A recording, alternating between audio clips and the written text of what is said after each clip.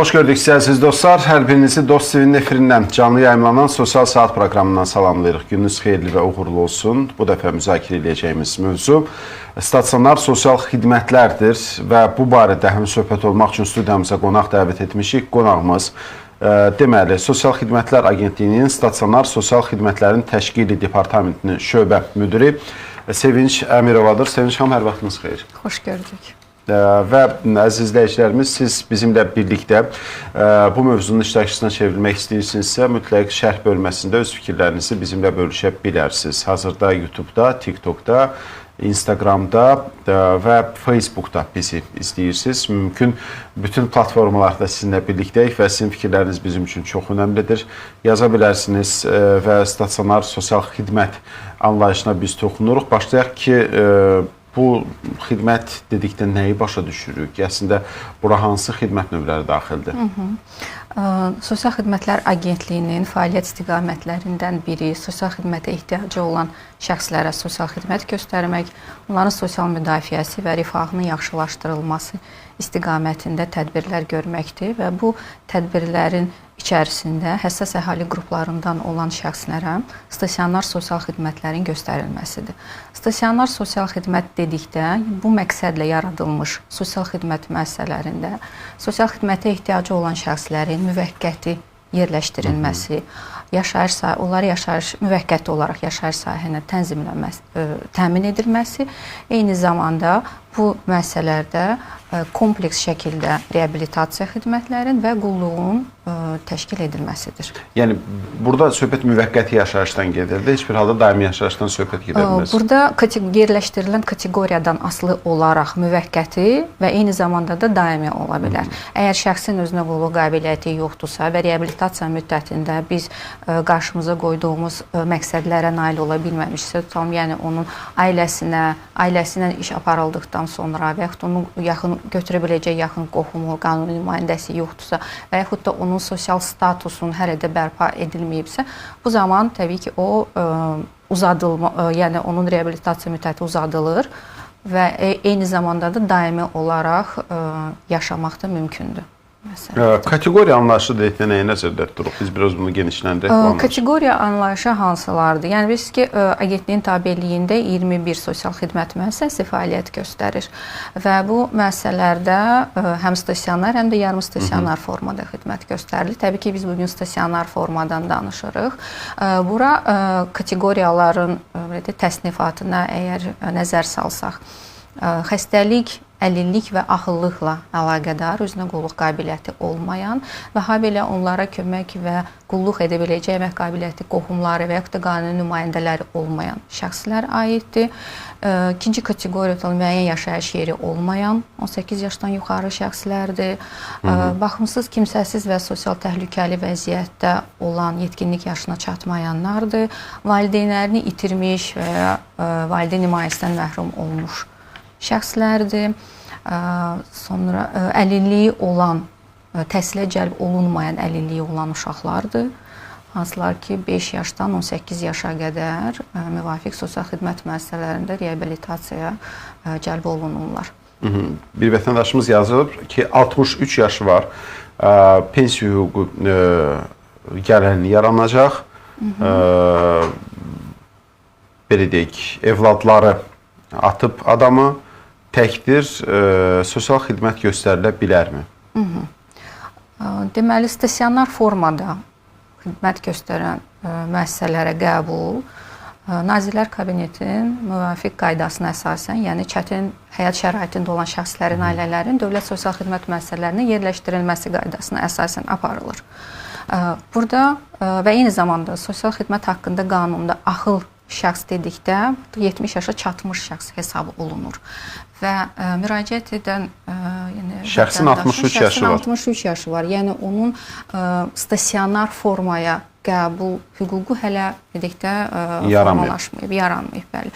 Yəni 70 yaşı olduqda təkrar müraciət edər, qiymətləndirməsi aparılar və uyğun görülərsə, təbii ki, stasionar formada axıl şəxslər üçün sosial xidmət müəssisəsinə yerləşdirilir. Aydındır. Gəlin elə məsələ qəbul prosesindən danışaq. Bu proses necə aparılır, kimlər müraciət edə bilər? Acı bir nümunədən gördük ki, burada yaş kateqoriyası məsələsi də var. Bu proses necə tənzimlənir? Qeyd etdiyim kimi, yəni stasionar formada xidmətə könüllülük prinsipinə əsaslanaraq aparılır. Yəni məcburi şəkildə heç bir vətəndaşı yerləşdirmirik. Yəni vətəndaş özü razılıq verməlidir və yaxud da o bunu edə bilmirsə, onun razılığının əsasən digər şəxslər, qohumları ola bilər, qanuni nümayəndəsi ola bilər, hökumət və qeyri-hökumət təşkilatları, bələdiyyələr və s. yəni digər qurumlar müraciət edə bilərlər. Müvafiq sənədlər var ki, yəni bu sənədlər mütləq şəkildə toplanılmalıdır və təqdim edilməlidir. Sənədlərlə yanaşı həmin şəxsin sosial xidmətə olan tələbatı dəyərləndirilir və bu tələbatın dəyərləndirilməsi nəticəsində artıq əgər qərar qəbul edilərsə ki, bu sosial xidmət müəssisəsinə yerləşdirilir, onun əsasında əsaslı qiymətləndirmə və daha sonra fərdi planı tutulur ki, yəni həmin şəxsin sosial problemlərinin aradan qaldırılması olsun və yaxud da sosial statusunun bərpa edilməsi istiqamətində, itirilmiş bacarıqların yenidən bərpası istiqamətində artıq reabilitasiya fəaliyyətləri icra olunsun. Müəyyən imtinalar da təbii ki var. Yəni hər müəssisəyə dediyimiz kimi 63-70 yaşı əgər yoxdursa, 70 yaşa çatmayıbsa biz onu sosial xidmət müəssisəsində tam ağıllar yerləşdirə bilmərik. Daha sonra sığınacaq tutal, müəyyən yaşayış yeri olmayan şəxslər var. Əgər həmin şəxsin qeydiyyat ünvanı varsa və onun evi tutalım varsa, hər hansı yaşadığı bir yeri varsa, onu tam müvəqqəti olaraq sığınacağa yerləşdirmək mümkün olmayacaqdır. Məişət zorakılığından zərər çəkmiş şəxslərdir. Yəni onların sığınacağa yerləşdirilməsinin mütləq şəkildə müvafiq polis orqanlarının və yaxud da icra hakimiyyətinin məişət zorakılığını təsdiq edən sənəd olmalıdır. Aydındır. Növbəti vətəndaş suallarımız var. Vətəndaşlarımızın yazdığı suallar var. Yəni onlara da keçid alaq. Əziz izləyicilərimiz, qeyd edirik ki, biz hazırda Sosial Xidmətlər Agentliyinin fəaliyyətindən və xüsusən də stasionar sosial xidmətlərdən danışırıq. Digər mövzu ilə bağlı müraciət etməməyiniz xahiş olunur. Yazırlar bizə. Vətəndaş özü 3-cü qrup əlil olub, 65 yaşı da tamam olub. Pensiya alır, lakin ailə üzvləri ondan imtina edir. Belə olan halda bəs yerləşdirilə bilər. Mütləq 70 yaşımı gözləməlidir. Qonşuları da yazan deyir. Yevlax şəhərindən. Üçüncü dərəcə əlillik, yəni burada da şəkildə baxılmalıdır ki, yəni bunun əlilliyi hansı səbəbdəndir və onun cari belə deyək də sağlamlıq vəziyyəti, sağlamlıq durumu nə yerdədir? Təbii ki, yəni axıl şəxslər sosial xidmət müəssisəsində yeni dediyim kimi, yəni qanunvericilik çərçivəsində biz vətəndaşlarımızı müəssisələrə yerləşdiririk. Görə yəni əgər bəlkə onun ixtisaslaşdırılmış tip dəstəyə ehtiyacı var, bu baxımdan yəni qiymətləndirmə zamanı onu yönləndirmək mümkün olar. Əgər ailəsi belə rəsmi imtina eləsə belə və vətəndaşın özünün hazırda sağlamlıq imkanları mı deyək, onun bir məhdudiyyət yaradırsa belə, bu halda da belə sosial xidmətçi ayrıla bilmir vətəndaşın qulluq dövrü olaraq gəlməsi üçün. Xeyr, yəni orada da onun 70 yaşıdır. Yaş kateqoriyası nəzərə alınmalıdır. Digər bir suala keçid alırıq. Mütəmadi olaraq ata və anası tərəfindən şiddətə məruz qalmış şəxslərlə bağlı suallarda birinci sual var. Belə olan halda proses necə tənzimlənir? Ailə daxili şiddətlə bağlı bir qonşu digərindən şikayət edir, yazır bizə. Digər halda şahidi olduğunu iddia edən vətəndaşımız da var ki, ata tərəfindən evladlar şiddətə məruz qalır. Bu faktı necə aydınlaşdırırsınız və bununla bağlı hansı tədbirlər görürsünüz? Ümumiyyətlə qeyd edək ki, yəni son vaxtlar əhali daha diqqətli olub və daha belə bir məsələlər olanda, yəni dərhal artıq onlar müraciət edirlər və biz də burada elə çağırırıq ki, yəni elə bir hallarla üzləşirlərsə mütləq şəkildə müraciət etsinlər. Müraciət daxil olandan sonra agentliyin yerli filialının əməkdaşlarına yönləndirilir və onlar qiymətləndirmək üçün həmin onda ünvana səfər olunur və səfər zamanı o birlikdə hadisə tam təfərrüatı ilə, detallı ilə araşdırılır. Əgər həmin şəxsin bu qonşu müraciət eləyirsə və burada söhbət valideynlərin övladlarına qarşı ola bilər və yaxud da ailədə həyat yoldaşının arvadına və yaxud uşaqlara, bəzən əksinə də olur bu. Yəni bu halda həmin şəxsin, yenə dediyim kimi, mütləq şəkildə, yəni cinayət tərkibi yoxdursa, əgər onun özünün razılığı olmalıdır ki, yəni o məsələni araşdırsınlar və o müəssisəyə yerləşdirilsin. Yox, əgər cinayət tərkibi varsa, təbii ki, artıq biz burada gözləmirik. Yəni şəxs dərhal olaraq sosial xidmət müəssisəsinə yerləşdirilir. Mingəçevirdən yazdılar, ata və ana evladlarını atıb uzun müddətdir gəlmir. Sadəcə telefonla qonşular danışır. Ən böyük uşağın 11-ci sinifdə oxuyur. Bunda dəstək göstərə bilərsinizmi, deyir. Yəni, belə başa düşün ki, ata, ana uzun müddət maraqlanmalıdır övladları ilə və bu zaman onlar müraciət edirlər və müraciəti zamanı uşaqlar üçün, deyək ki, valideynlər itirmiş, valideyn himayəsindən məhrum olmuş uşaqlar üçün də uşaq evləri... Valideyn artıq müraciət eləməyəcək. Yəqin ki, yazan yenə də ətrafdan olan insanlardır. Ətrafdan olan insanlar, yəni onlar müraciət eləyirlər və müraciət daxil ondan sonra yenə dediyim kimi, yəni qiymətləndirmə prosesi və burada eyni zamanda da təkcə Sosial Xidmətlər Agentliyi deyil, yerli icra orqanları da var. Digər aidiyyatı strukturlarla. Bəli, digər aidiyyatı strukturlarla birgə bu məsələ həll olunmalıdır və bir məqamı da qeyd edim ki, yəni biz uşağın ən son anda, əgər söhbət əgər uşaqlardan gedirsə, uşaqların yəni müəssisəyə yerləşdirilməsi bu ən son, belə deyək də, zərurət olmalıdır. Çünki bütün ailənin qiymətləndirilməsi ətrafla aparılır, qohumları axtarılır və s. Əgər uşağı onlara vermək mümkün olmursa, bu zaman son variant müəssisəyə yerləşdirmədir. Belə bir digər bir sualdır, buna bənzər sualdır. Hər iki valideyn iş üçün müxtəlif yerlərə gedəcəklərini bəyan edirlər. Belə olan halda uşağı müvəqqəti olaraq sığınacağa yerləşdirə bilərikmi, deyir.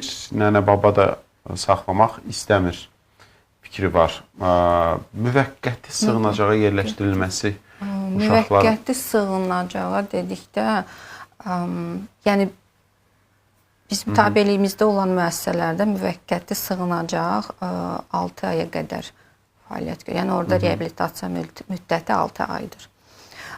Bu uşaqların əgər, yenə dediyim kimi, baxımsızlıq və yaxud sosial təhlükəli vəziyyəti aşkar olunarsa, bu zaman yəni onları sığınacağa 6 aya yerləşdirmək olar. Yox, amma burada səbəb tutalım ki, yəni müəyyən iş dalıcamı və yaxud başqa bir fəaliyyət olsun, yəni onunla bağlıdırsa, bu uşaqların yarım stasionar sosial xidmət var ki, yəni bu formaya da müraciət etmək olar. Aydındır. Yarım stasionar, stasionar xidmətlər arasındakı fərqi də bir toxunardıq bu məsələyə də.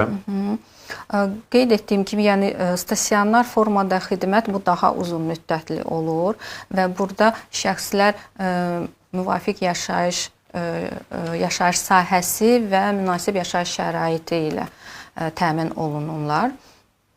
Yarım stasionarda isə xidmət həftədə 5 gün göstərilir və müəyyən müddət saat 9-dan 5-ə qədər xidmət göstərilir. Amma göstərilən xidmətlər demək olar ki, faktiki olaraq yəni oxşardır. Stasionar sosial xidmət müəssisələrində də sosial psixoloji, sosial pedaqoji xidmətlər göstərilir. Yarım stasionar formada olan müəssisələrdə də biz eyni sosial psixoloji və sosial pedaqoji xidmətləri göstəririk. Eyni zamanda da stasionarda belə deyək də biraz göstərilən sosial xidmətin növləri daha genişdir. Tam sosial məişət xidməti var, hansı ki, yarım stasionarda bu yoxdur. Aydındır.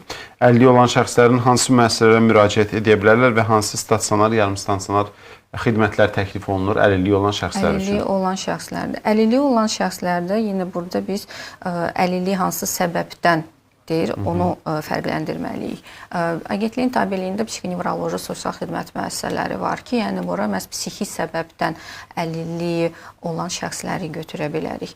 Yəni müxtəlif bu psixiatrik diaqnozlardan irəli gələn və artıq əlilliyi almış şəxslərdir. 18 yaşdan yuxarı.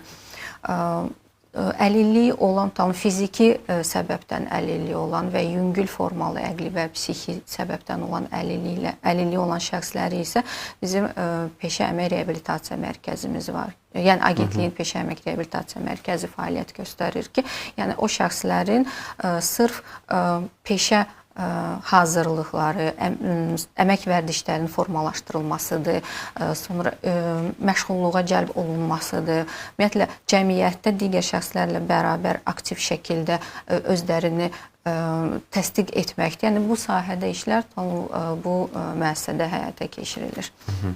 Tutaq ki, hər hansı bir belə deyək, müəssisəyə yerləşdirildi. Burada adaptasiya prosesi var. Bir özü yerləşdirilmiş vətəndaşın adaptasiyası, sonra bu müvəqqəti yerləşdirildikdən sonra onun təkrar cəmiyyətə uyğunlaşması. Bu sistem necə tənzimlənir? Burada qaydalar necədir? Mütəxəssislərin yanaşması necədir? Çox düşünürəm ki, əhəmiyyətli sualdır. Çünki həqiqətən də reabilitasiya, yəni sosial reabilitasiya, xüsusilə də çətin həyat şəraitində olan şəxslərin sosial reabilitasiyası buna kompleks şəkildə yanaşılmalıdır. Və reabilitasiya sosial xidmətə şəxsi götürdükdən sonra təkcə müəssisənin daxilində getməməlidir.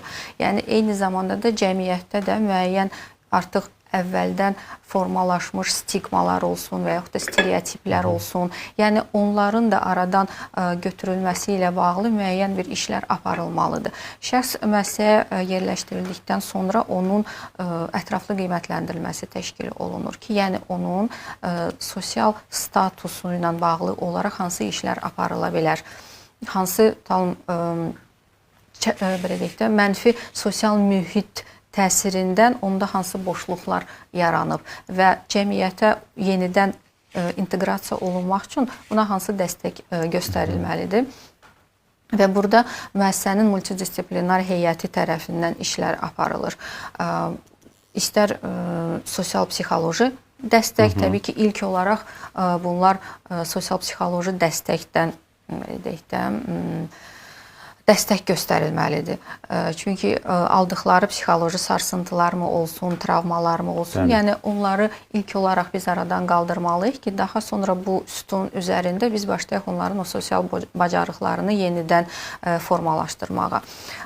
Cəmiyyətə adaptasiyadır və yaxud da cəmiyyətə inteqrasiyadır. Eyni zamanda əgər ailə varsa, yəni biz ailə üzvlərini də bu prosesə mütləq şəkildə qatırıq. Çünki tam əlilliyi olan uşaqlarla bağlı işləyəndə biz təkcə uşaqlarla deyil, eyni zamanda ailə üzvlərini də bu reabilitasiya xidmətlərinə yönləndiririk. Çünki bu bağ qopmamalıdır və valideynlər özləri də müəyyən bacarıqları olsun və yaxud da bu valideynlik, yəni əlilliyi olan uşağın valideyni olmaq nə deməkdir?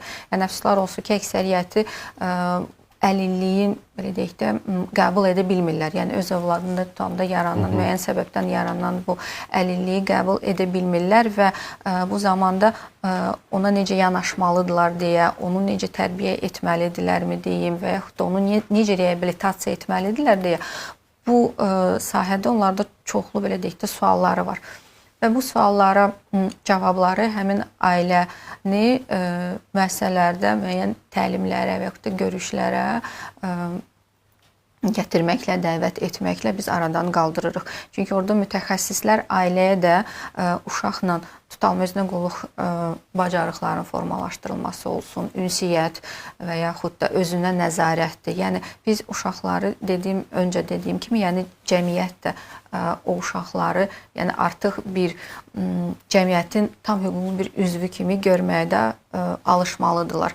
Və bu məqsədlə də mütəmadi olaraq istər belə deyək, inklüziv tədbirlər olsun, istər yəni digər tədbirlər, yəni biz həm valideynlə birgə, həm də bizim digər müəssisələrdə olan sakinlərlə birlikdə belə bir tədbirlər həyata keçiririk ki, həmin kateqoriya, həm də digər kateqoriya artıq dedikdə alışsın.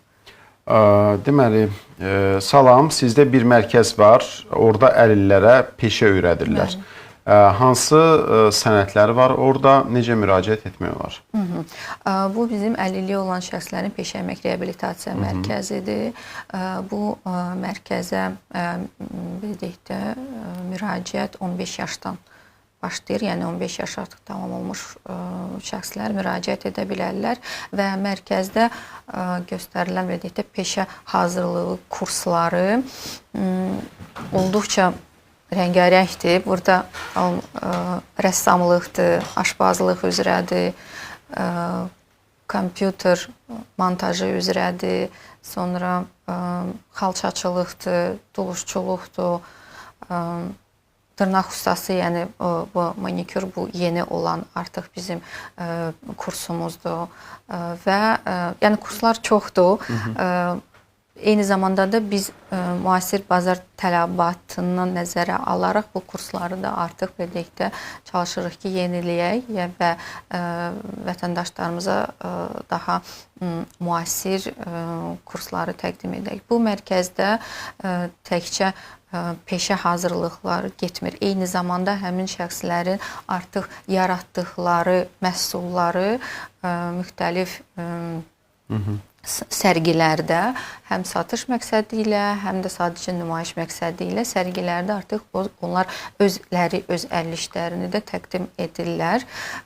Dediyim kimi bu da məhz cəmiyyətdə özünü təqdim etməkdir, öz sosial və yumşaq bacarıqlar dediyimiz, yəni soft skillslar da var ki, yəni bu yumşaq bacarıqları da formalaşdırılır ki, yəni həmin şəxs öz məhsulunu sərbəst şəkildə təqdim edə bilsin, özü haqqında məlumat verə bilsin ki, yəni onun da yaradıcılıq belə də qabiliyyəti digər şəxslərə nümunə olsun. Digər bir sual. Deməli, bir uşaq neçə aya reabilitasiya etmək olar, deyir. Yəni, söhbət yəqin əlilliyi olan uşaqdan gedir. Əlilliyi olan uşaqların agentliyin tabeliyində olan 2 sosial xidmət müəssisəmiz var və ora 5 yaşından götürülür. Əlilliyi olan və deyəkdə uşaqların reabilitasiyası bir çox faktorlardan asılıdır. Burada həmin əlillikdən yaranan uşağın vəziyyətinə baxılmalıdır. Yəni, nə dərəcədə tutalım ağırlaşıb, nə dərəcədə onda sosial bacarıqlar olsun, koqnitiv bacarıqlar olsun, kiçik və böyük motorika bacarıqları olsun. Yəni, nə dərəcədə bunlar qorunub, saxlanılıb. Təbii ki, müəssisəyə daxil olduqdan sonra onun, yenə qeyd etdiyim kimi, yəni burada həmçinin də diaqnoza baxılmalıdır. Bizim müəssisələrimizə təhsilə cəlb olunmayan uşaqlar götürülür. Yəni, bu, əgər əlilliyi olan uşağın qiymətləndirmə nəticəsində və müvafiq qurum tərəfindən verilən arayışda qeyd olunub ki, bu uşaq təhsilə yararlıdır. Təbii ki, biz onu müəssisəyə götürə bilmərik. Çünki bu uşağın o təhsil hüququnu biz əlindən almırıq, ala da bilmərik və biz özümüz də burada maraqlıyıq ki, uşaqlar əgər alınırsa, inklüziv təhsil olsun, fərdi təhsil olsun, xüsusi təhsil olsun, yəni cəlb olunsunlar. Ən son məqamda əgər bu qərar sırf reabilitasiya yönümlüdürsə, bu zaman müəssisəyə qəbul olunur və yenə dediyim kimi onun diaqnozunda asılıdır. Bəzən uşaqlar gəlir ki, yəni onların diaqnozları çox mürəkkəb olurlar. Yəni orada təkcə tutalım əqli gerilik deyil, yanaşı olaraq digər xəstəliklər də var. Bir çox faktordur və burada eyni zamanda ailənin də iştirakı nəzərdən keçirilməlidir ki, əgər ailə özü də reabilitasiyada mütəmadi olaraq iştirak edərsə, uzun müddət deməzdim, amma müəyyən müddət ərzində yəni biz qoyulmuş məqsədə çata bilərik. Qonşumuz var, 78 yaşı var, onun qocalar evinə yerləşdirə bilərikmi? Ailəsi baxa bilmir, ona soruşur bizdən vətəndaşımız. Yəni artıq 70 yaşı və edəkdə tamam oldu və o hüquqdan istifadə edə bilər. Müraciət etsinlər müraciət etsinlər, yəni agentliyin yerli qurumlarına və yaxud da ərazi üzrə dost mərkəzlərinə, yəni ərizə ilə müraciət etsinlər. Tələb olunan sənədlər təqdim olunsun. Qiymətləndirmə aparıldıqdan sonra müvafiq qərar veriləcək. Aydındır. Bu və digər suallarınız da var, əziz izləyicilər. Hər birini cavablanmış olacağıq. Bugünkü buraxılışımızda kiçik bir fasiləmiz var.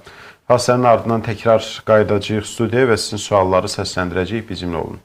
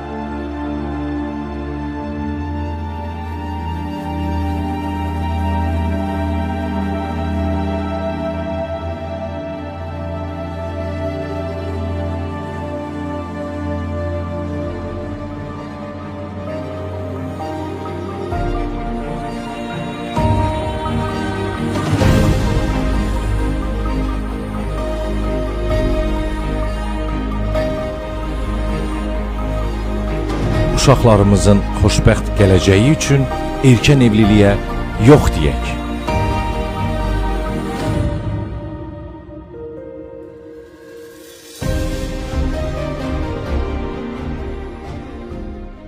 Əmək və Əhalinin Sosial Müdafiəsi Nazirliyinin vahid sosial registri olan e-sosial internet portalı yenilənmiş versiyada vətəndaşların istifadəsinə verilir.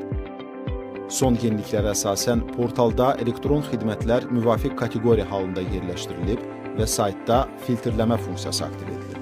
Bu da vətəndaşa lazım olan xidməti rahatlıqla tapmaqda kömək edir. Nazirliyin təqdim etdiyi sosial xidmətlərə müraciətlər bölməsi vasitəsilə keçid verilir. Bu bölməyə keçid etməklə zəng sifarişi, elektron müraciət, elektron növbə kimi xidmətlərdən istifadə etmək mümkündür. Portalda web və mobil tətbiq üzrə bir sıra xidmətlərə düzəliş və əlavələr də edilib.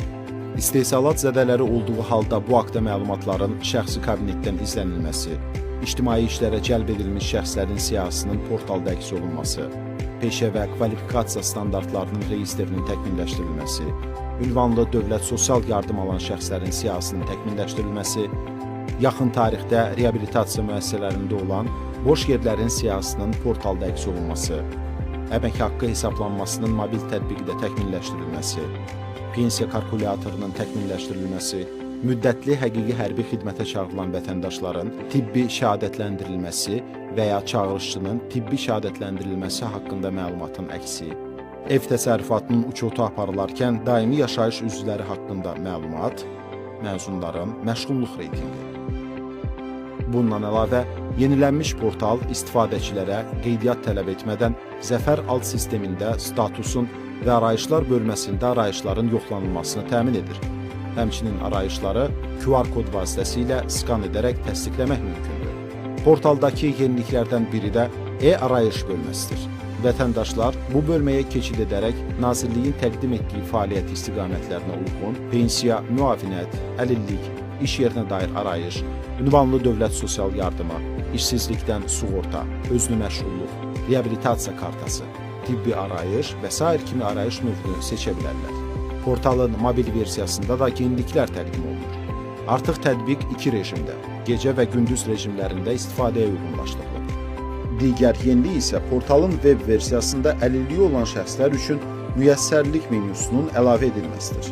Bu, əlilliyi olan istifadəçilər, o cümlədən epilepsiya, disleksiya, görmə qabiliyyəti məhdud, koqnitiv pozğunluğu olan istifadəçilər, bir sözlə, sağlamlıq imkanları məhdud istifadəçilər üçün nəzərdə tutulmuş funksionallıqdır. Bütün yeniliklər və əlavə funksionallıqları ilə sosial internet portalı vətəndaşlara sosial sahə ilə bağlı elektron xidmətlərə keçid təmin edir. Sosial internet portalı sürətli, funksional və əlçatandır. Əmək müqaviləsi bağlamadan işləmək işçini layiqli əmək və sosial təminat hüquqlarından məhrum edir. Yeni rəqəmsal platformalar əmək müqaviləsinin bağlanması prosesini daha çevik və vətəndaşlar üçün əlçatan edir. İşçi və işə götürənlər arasında əmək müqavilələri əmək və məşğulluq alt sistemi platformasında elektron qaydada imzalanır. Bu proseslər Sima imza, Asan imza və elektron imza vasitəsilə həyata keçirilir. Eyni zamanda e-sosial portalının mobil tətbiqinə əlavə olunmuş yeni funksiya sizə bir kliklə əmək müqaviləsini imzalamağa imkan verir. Necə? İşə götürən tərəfindən təsdiq üçün təqdim edilən əmək müqaviləsi vətəndaşın e-sosial mobil tətbiqində əmək müqaviləsinin imzalanması bölməsində əks olunur. İşə qəbul olunmuş şəxs bu müqaviləni Sima rəqəmsal imza və ya Asan imza vasitəsilə rahat şəkildə imzalaya bilir. İşə götürənlərin diqqətinə. Əmək müqavilələrinin elektron sənəd formasına keçirilməsinin son müddəti iri, orta, kiçik və mikro sahibkarlıq subyekti olan, habelə sahibkarlıq subyekti olmayan işə götürənlər üçün 2025-ci il 1 iyul, ailə kəndli təsərrüfatları və ailə müəssisələrinin işə götürənləri üçün isə 2026-cı il 1 yanvardır. Əlavə məlumat üçün 142 çağrı mərkəzinə müraciət edə bilərsiniz. Əmək müqaviləsi ilə sosial hüquqlarımızı birlikdə qoruyaq.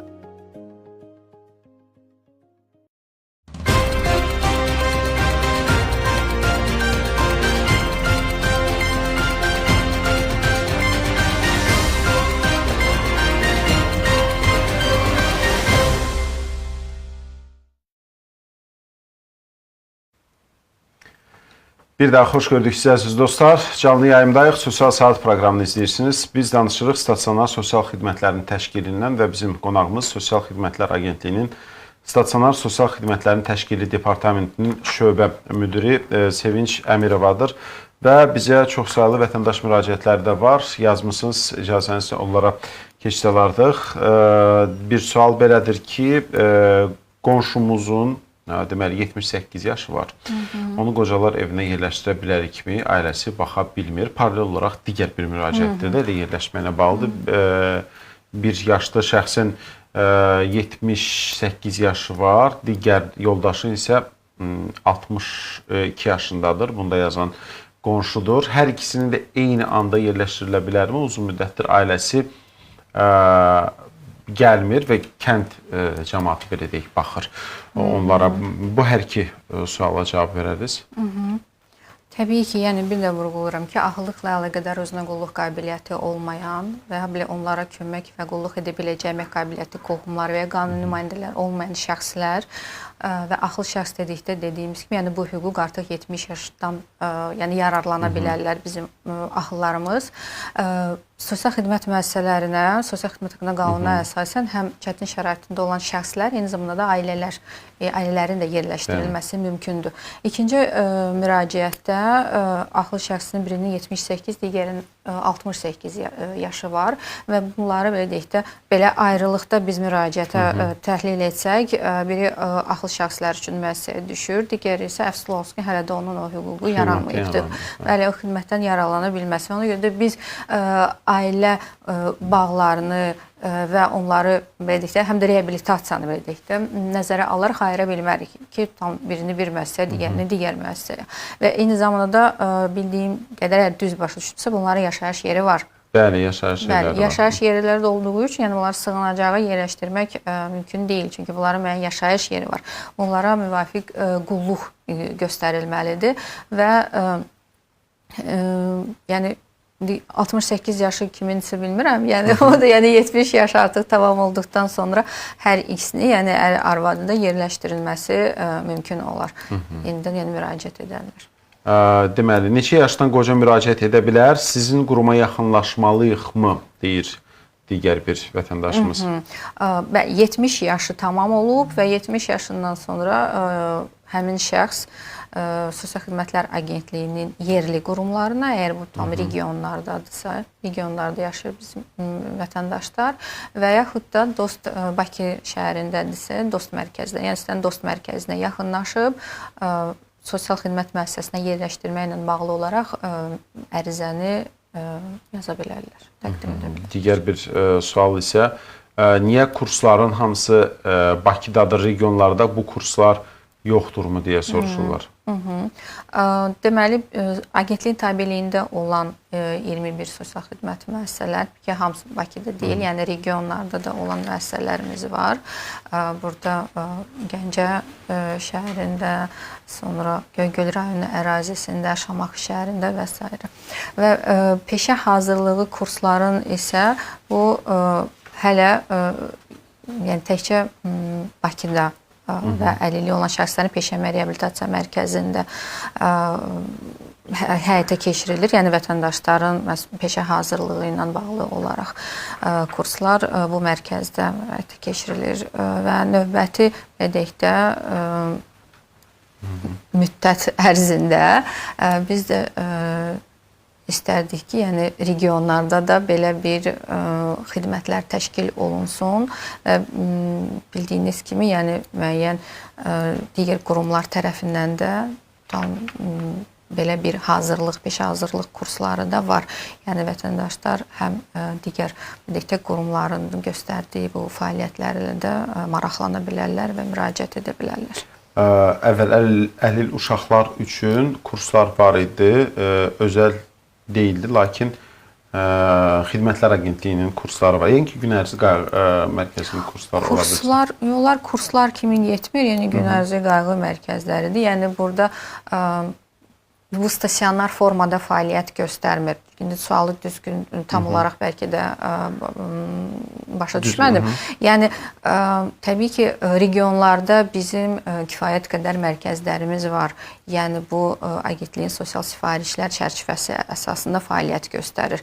Burada həm reabilitasiya mərkəzləridir, həm də gün ərzı qayğı mərkəzləridir. Yəni, burada əlilliyi olan uşaqlar reabilitasiya olunurlar. Amma digər tam əvvəl də sual var idi ki, valideyn tam işləməyə getmək istəyir və uşaqlarını hara yerləşdirsin. Yəni, regionlarda bizim bu geniş mərkəz şəbəkəsi var, hansılar ki, xidmətləri təqdim edirlər. Onlar stasionar deyil, yəni. Stasionar deyirlər. Sumqayıtdakı Paralimpiya kompleksinə uşaqların qəbul edilirmi? Edilirsə, neçə yaşdan başlayan uşaqlar qəbul olunur? Ümumiyyətlə, Paralimpiya kompleksləri ölkəmizdən bir neçə yerindədir, deyilmi? Yoxsa sadəcə bir Paralimpiya idman kompleksi, bəli, bir kompleksdir. O Sumqayıtda yerləşir. Bəli, amma digər, yəni idman kompleksləri var. Onlar sadəcə idman kompleksləridir, amma sırf Paralimpiya üçün nəzərdə tutulmuş və ümumiyyətlə əlilliyi olan şəxslər kimlər ki, idmanla məşğul olmaq istəyirlərsə, bu yalnız Paralimpiya idman kompleksindədir. Təbii ki, burada uşaqlar da qəbul olunur və 6 yaşdan yuxarı uşaqları, yəni qəbul edirlər, müraciət edə bilərlər. Burada əlilliyi olan şəxslərin dediyim kimi, yəni müxtəlif, yəni orada par üzgüçülükdür, par liftingdir, karatedir və s. Yəni bir çox idman növləri üzrə məşqlər təşkil olunur və əlilliyi olan şəxslərin məhz idman dedikdə sahəsində sosial reabilitasiyası həyata keçirilir. Biz indi qarşıdıq vətəndaşımız yazır ki, indi dediyiniz mərkəzdəki məsələlər hansılardır? Onların, daha doğrusu mərkəzdəki peşələr hansılardır soruşur. Onların sayını da deyərdi zəhmət olmasa. Hazırda peşə əmək mərkəzində 11-ə yaxın peşə hazırlığı kursları var və dediyim kimi, yəni bunları biz artırmaq niyyətindəyik. Təkrar ehtiyac varmı təkdən keçməyə yoxsa? Xeyr, ehtiyac yoxdur. Belə deyə bilərik ki, vətəndaşlarımız bu barədə ətraflı məlumatı 142 çağrı mərkəzindən də öyrənə bilərlər. Yaxınlaşaraq qəbul mərkəzlərinə və dost mərkəzlərinə və bütün region üzrə Sosial Xidmətlər Agentliyinin qəbul mərkəzləri var ki, hansı ki orada ətraflı belə deyək də məlumatı təqdim edə bilərlər. Və biz bir məsələdə vurğulayaq ki, soruşurlar ki, bu peşə kursları ödənişlidirmi? Ödənişsizdir. Ödənişsizdir. Yəni hər hansı bir ödəniş tələb olunmadan vətəndaşlarımız bu kurslara gedib müxtəlif peşənin sahibi ola bilərlər, gələnə bilərlər. Müəssisələrdə şəraitin yaxşılaşdırılması üçün hansı infrastruktur yenilikləri tətbiqi planlaşdırılır? Son olaraq bu sualımıza da aydınlıq gətirərdik. Ümumiyyətlə, sosial xidmət müəssisələrin istənilər dediyiniz kimi, yəni infrastrukturu olsun və yaxud da göstərilən xidmətlərin keyfiyyəti təbii ki, beynəlxalq tələblərə cavab verməlidir və agentlik olaraq çalışırıq ki, yəni bu sahədə mütəmadi olaraq işlər görülsün və müəssisələrin əksəriyyəti əlilliyi olan şəxslər üçün nəzərdə tutulub və burada əlilliyi olan şəxslərin istər bu müəssərlik məsələsi olsun, yəni infrastrukturun müəssərliyi olsun, və ya ağlabatan dizayn məsələsi olsun. Yəni bunlar hamısı bu tələblərə cavab verir. Yəni onların rahat girişi çıxışı üçün, rahat deyək də yerləşməsi üçün və son bir yerdən digər yerə çatmaq üçün, yəni bütün ən xırda belə detallar yəni burada nəzərə alınıbdır. Eyni zamanda da təkcə əlilliyi olan şəxslər üçün deyil, yəni tipik olan halda insanlar üçün. Sosial xidmət müəssisəsində artıq bu tələblər belə deyək, bu tələblərə belə deyək də riayət olunmalıdır. Sosial göstərilən xidmətlərin keyfiyyəti ilə bağlı olaraq, yəni iş həm makro səviyyədə, həm mikro səviyyədə keçirilir. Yəni makro səviyyədə keyfiyyətlə bağlı olaraq göstərilən xidmətlərin keyfiyyətinə bağlı olaraq müvafiq tam qanunvericiliyi dəyişiklikləri olsun, beynəlxalq təcrübənin öyrənilməsi olsun və eyni zamanda da yerində də tam həmin şəxslərə göstərilən xidmətlərin keyfiyyətin belə deyək də monitorinqi, yəni qiymətləndirilməsi, yəni bu mütəmadi olaraq yoxlanılır və hər hansısa bir belə deyək də problemi deyim və yaxud da hər hansısa bir boşluq varsa, yəni dərhal bununla bağlı olaraq müdaxilə olunur və işlər aparılır. Biz sizə dərin təşəkkürümüzü bildiririk Sevinç xanım. Bugün studiyamıza gəldiniz və sualları cavablandırdınız. Əziz dostlar, biz sizinlə sağollaşırıq. Növbəti sosial saatda görüşmək ümidi ilə deyirik. Özünüzə yaxşı baxın və salamat qalın.